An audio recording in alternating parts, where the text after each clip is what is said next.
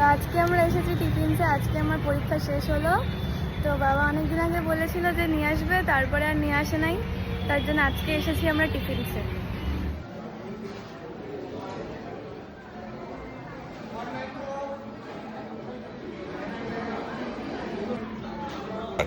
কি অর্ডার দিব বুঝতে পারছিলাম না, কারণ ওখানে এত খাবার।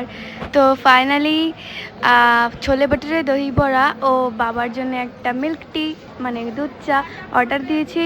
তার 2 মিনিট পরেই আমাদের টোকেন নাম্বার চলে আসছে। তারপরে আমরা খাওয়াই নিয়ে চলে আসলাম।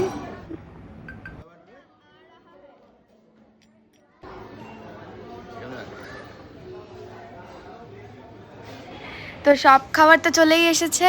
তো এবার আমাদের ভুড়ি ভোজার পালা। আর দই বড়া তো আমার ফেভারিট খাবার, আর ছোলে ভাটুরাটাও ভালো লাগে।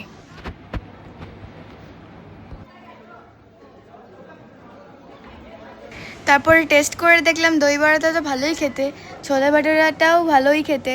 ওর জন্যই আমার এক্সপ্রেশনটা তোমরা দেখতেই পাচ্ছ কীরকম।